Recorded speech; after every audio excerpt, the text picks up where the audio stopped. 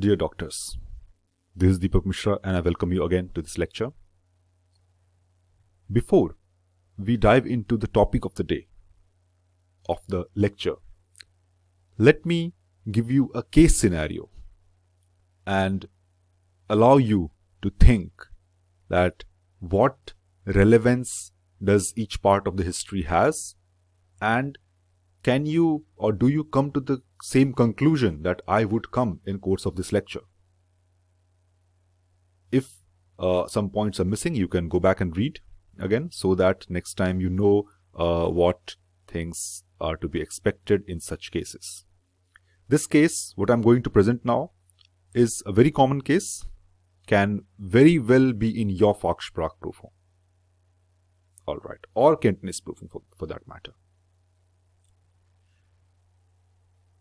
We have in your exam room a 65-jähriger Patient, der seit einer Woche kaffeeartige Stuhl hat.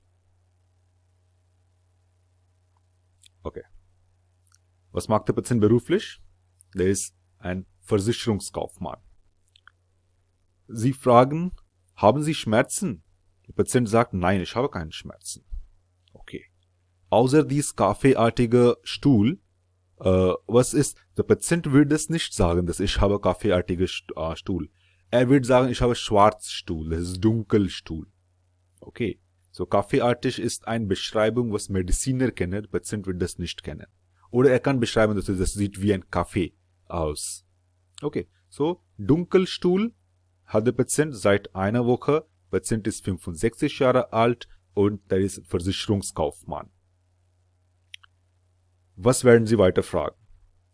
Relevant, Sie werden normalerweise so mehr, also Schmerzen hat er nicht, Fieber, Bauch, also Appetitlosigkeit. Er wird sagen, ja, okay, manchmal habe ich Appetitlosigkeit auch.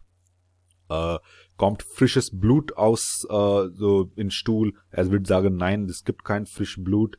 Hat er Erbrechen, Übelkeit, Oberbauchschmerzen, er wird alles verneinen, das ist okay, nein, habe ich nichts. Haben Sie Gewicht verloren letzte Zeit, alle alle Anamnese, was wir schon mal besprochen haben in unsere letzten Vorlesungen. So, Sie werden alles fragen. Okay. Relevant Anamnese, was kommt raus? Der Patient sagt, dass er hat Knieschmerzen. Wenn Sie fragen, andere Schmerzen, er sagt, ja, er hat Knieschmerzen. Seit wann? Seit 6 Monaten. Weiter, waren Sie wegen dieses Knieschmerzen zu meinem anderen Arzt gewesen? Ja, ich war bei meinem Orthopäden. Er hat mir Ibuprofen verschrieben. Ja, Ibuprofen, now. Ibuprofen, NSAR, in English it's called NSID, non-steroidal anti-inflammatory drug. So NSAR, Ibuprofen. Wie oft nehmen Sie Ibuprofen? Ich nehme 600 Milligramm 3-mal am Tag. Okay. Nehmen Sie auch Pantoprazol dazu? Nein. Was ist das? Okay. Here you know, no Magen-Protective-Maßnahme. He's not taking Pantoprazol, which is actually a standard. Everybody takes Pantoprazol, whoever is taking Ibuprofen. But in this case, somehow he's not taking it. Okay. Next question. Andere Medikamente. Nehmen Sie andere Medikamente ein? Ja, ich nehme Eliquis. Eliquis, was ist Eliquis? Eliquis is Apixaban. That is a blood thinner, anticoagulant, oral anticoagulant. Warum nehmen Sie Eliquis? Wegen mein Vorhofflimmern. Vorhofflimmern is atrial fibrillation. Many people have atrial fibrillation. For that, they get blood thinners from the Hausarzt. Okay. So now you have two medicines. You have Ibuprofen, you have Eliquis. Dann sind andere Vorerkrankungen bei Ihnen bekannt. So, dann okay, ja, ich habe Diabetes mellitus oder ich habe Diabetes, Zuckerkrankung. Ich habe Zuckerkrankheit. Okay, nehmen Sie Medikament dagegen? Ja, ich nehme Metformin ein. Okay. Dann andere Vorerkrankungen bekannt? Ja, ich leide an Bluthochdruck auch. Dafür nehme ich Ramipril. So, with this history, you have the diseases. Patient has Knieschmerzen, most likely arthritis, 65 years old. Then the patient has Vorhofflimmern, atrial fibrillation, patient has diabetes, patient has high blood pressure. And he takes medicines for these. Now, what medicines are relevant for us in this case? Patient takes ibuprofen, that is relevant, has Eliquis, that is relevant. So these two are relevant for us. Now, with this anamnese, where do you go? What do you think is the differential diagnosis? Here, Kaffeeartige Stuhl. As this word comes, Kaffeeartige Stuhl, only thing that you should think about is GI Blutung. GI Blutung, gastrointestinal Blutung. Now, gastrointestinal Blutung could be because of many reasons. The most common one of them is ulcus, that is ulcer.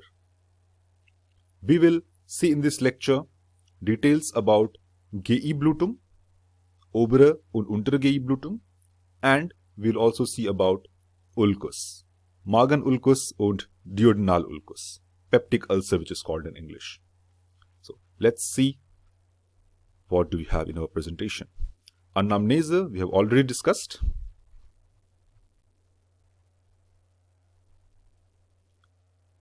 Symptome. This patient which I have described to you does not have any other symptom apart from the dark stool that he has noticed in his during his toilet.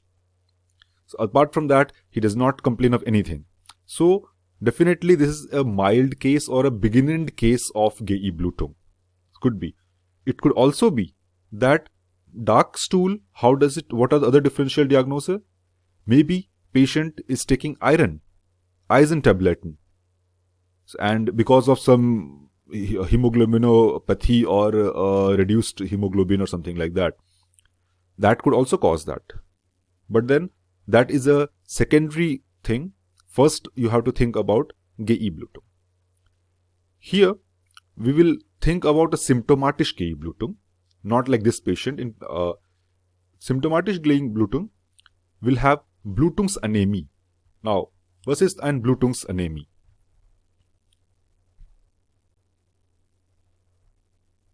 As Blutungsanämie, Anämie because of Blutung. Symptome, Blässe der Haut und Schleimhaut. Blässe is paleness, Haut und Schleimhaut. Haut is skin, Schleimhaut is mucosa. Schwindel. Schwindel is dizziness.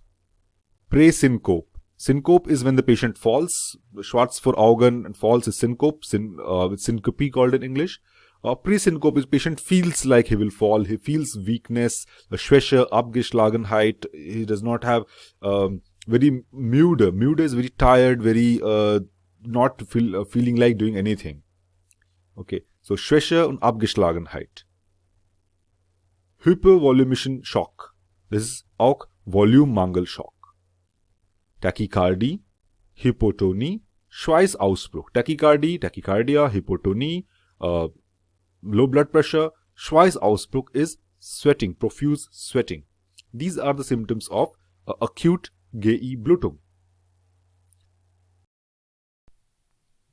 On your screen, you see the topics that are covered in this course. You can see that in different modules.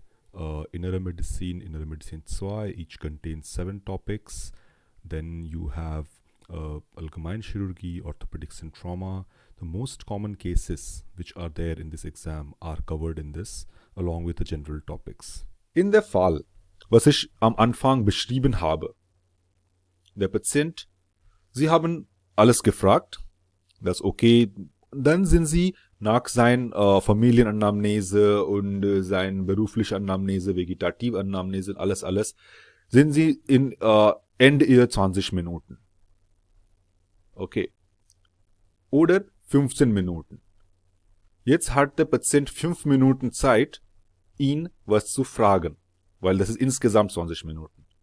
Der Patient wird ihn 5 Minuten oder was übrig bleibt, 2 Minuten, 3 Minuten, was übrig bleibt, wird der Patient ihn Fragen stellen.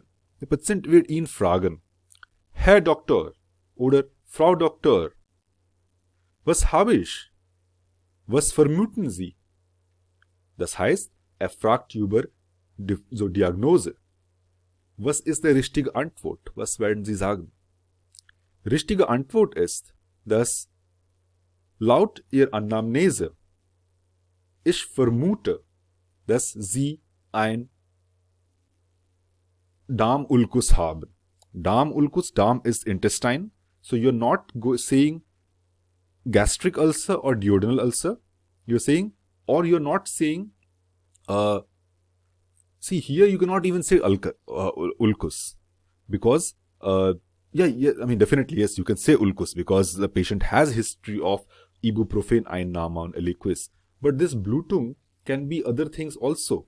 That is why you have to say, ich vermute, dass Sie ein Darmulkus haben. Das kann auch Magenulkus sein, weil Sie so viel Ibuprofen eingenommen haben in den letzten 6 Monaten. Aber sicher zu sein, muss ich weitere Untersuchungen durchführen. Okay, that means I have to be sure and to make a correct diagnosis, I have to do further tests. Now, the patient asks, okay, welche Untersuchungen möchten Sie machen? Then, was von Untersuchungen wollen Sie machen? Sie wollen erstmal Labor. Was wollen Sie in Labor sehen? In Labor wollen Sie erstmal HB-Wert sehen. Wie ist der HB in diesem Patient? Okay.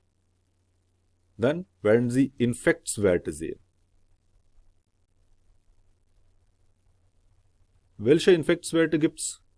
Leukozytose, Leukos wollen Sie sehen und CRP wollen Sie sehen. Okay.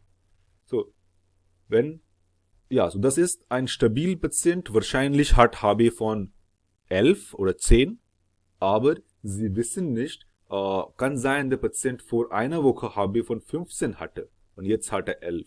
Ja, deswegen, Sie wissen das nicht. Was wollen Sie noch machen?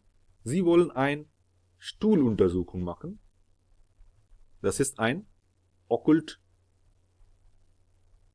Blut. Okay, das. Und dann werden Sie, okay, nach dies, was wollen Sie noch machen? Ist ein Darmspiegelung. Now, was ist ein Darmspiegelung? Darmspiegelung ist Endoskopie.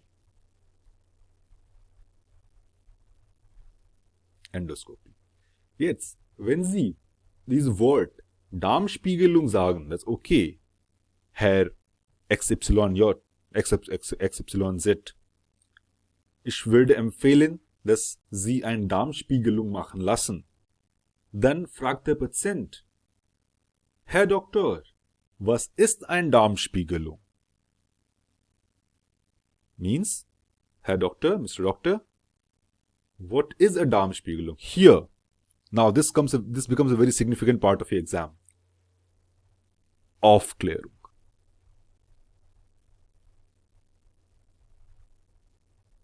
Aufklärung means informed consent. Here, you have to explain to the patient in very simple words what is a Darmspiegelung in this case. Here, you have to explain it in a local German term, German sentences, not using medical terminology, and answer the counter questions that the patient has.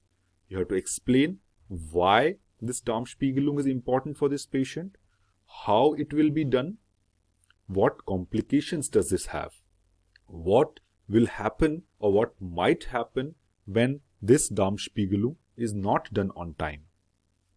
So these things you will have to explain to the patient. There will be a video and some material as PDF which will be added in this course, taking care of all the most probable Aufklärungs that could come in your exam. However, anything that you say to the patient, any diagnostic method, any therapeutic method, patient can ask you to explain that in German. For that, one has to be ready. That is why Whenever you read anything and you come across, for example, okay, ich werde ein Röntgen machen, be prepared to answer when the patient asks, was ist Röntgen? Bitte erklären Sie mir, was ein Röntgen ist.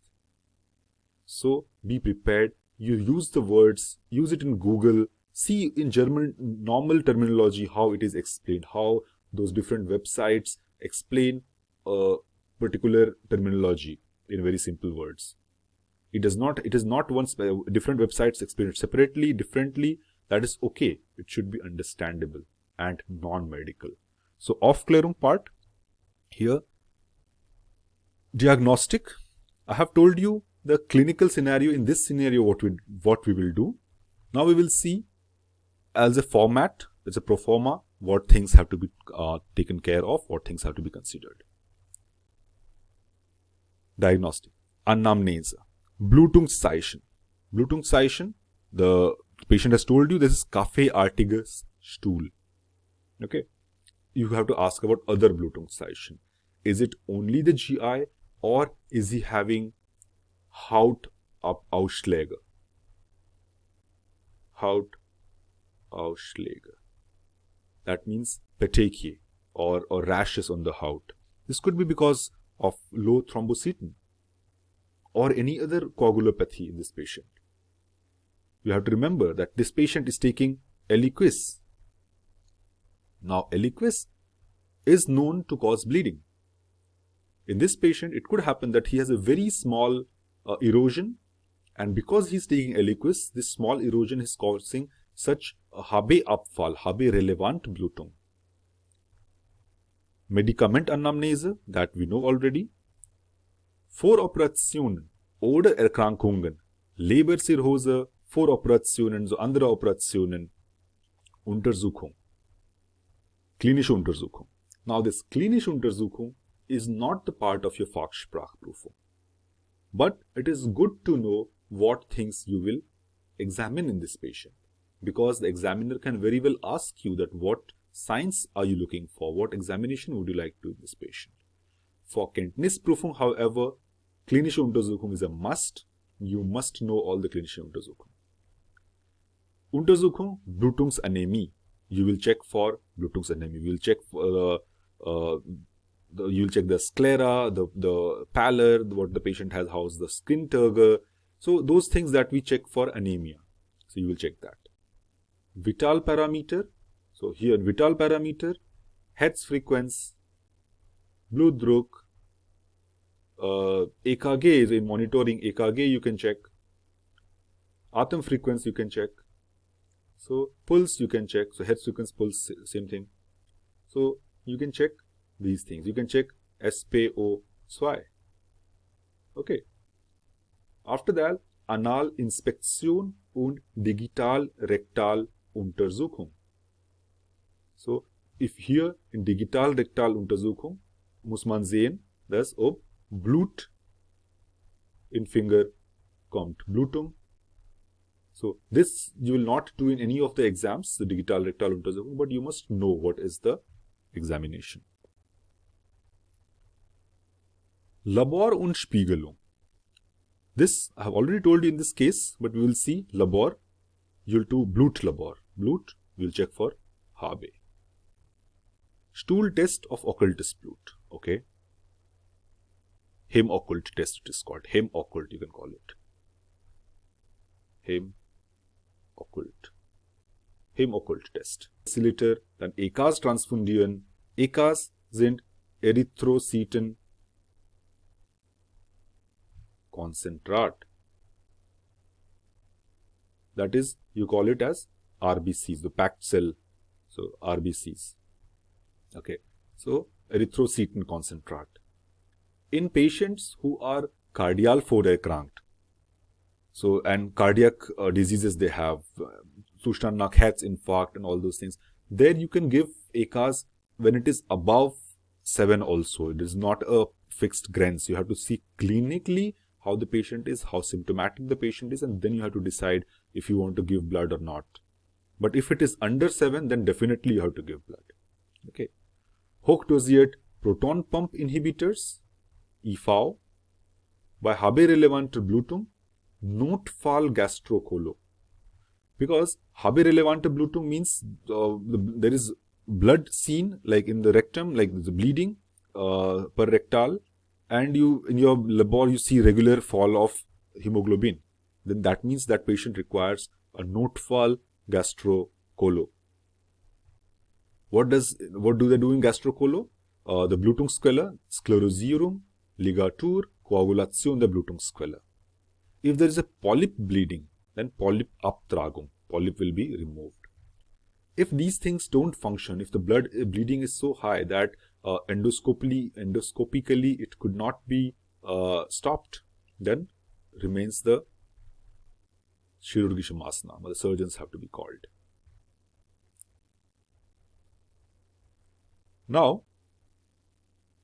so we have seen that the GI ulcus, that is the gastrointestinal ulcer, is the most common cause of GI Blutung.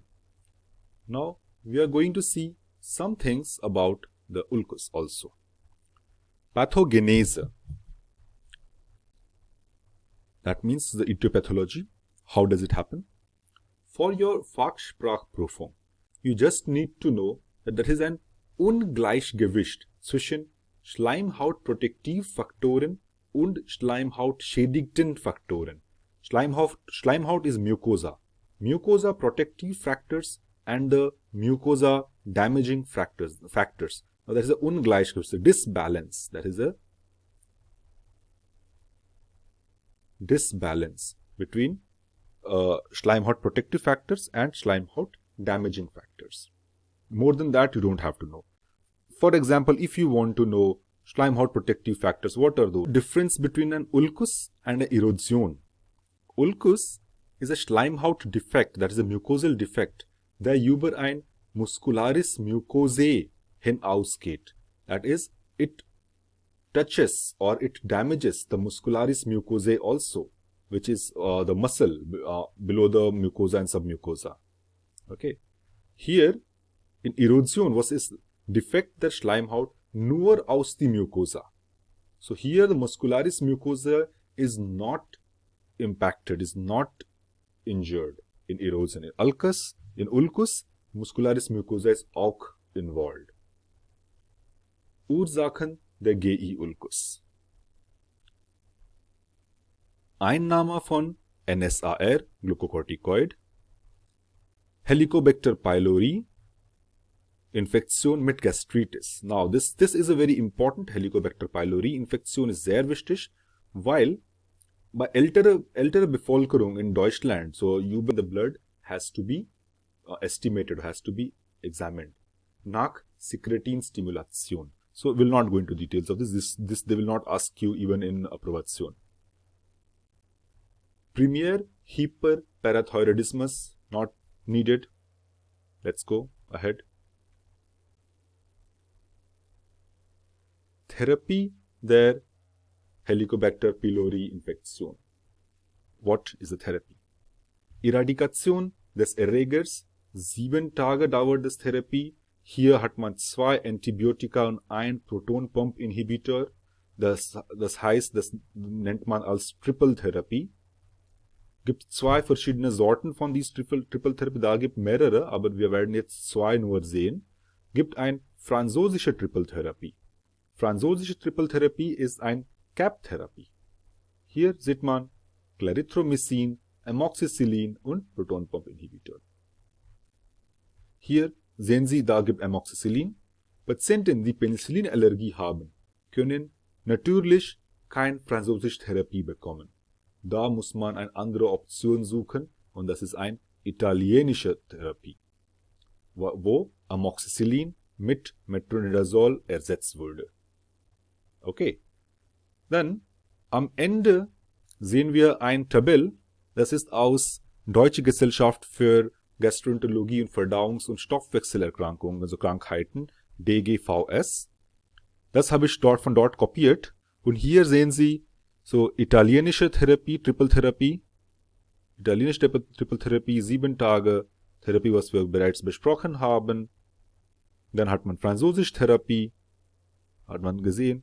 Und dann Sequentialtherapie und Vierfachtherapie und alles, da sollen sie nicht alles wissen. Die Leute, die Sonderinteresse haben an dieses Thema, die mehr wissen wollen, da werde ich 2 Artikel als PDF hier in Kurs hinfügen. Das ist einer ist von DGVS und einer ist auch von Ärzteblatt. Und Sie können durchgehen, und wenn Sie diese 2 Artikel gelesen haben, dann Sie sind für Approbation, sind gut vorbereitet in diesem Thema. Okay, alles klar. Dann mit dies werden wir dieses Thema GI-Blutung und Darmulkus beenden. Ich hoffe, dass Sie werden von diesem Kurs profitieren und diese Informationen oder diese Vorlesung profitieren. Wenn Sie Nachfragen haben oder wenn Sie was bestimmt wissen wollen in diesem Thema, können Sie gerne als Comment schreiben. Ich lese dieses Comment selber und ich werde versuchen, diese Fragen zu beantworten. Vielen Dank und bis nächstes Mal.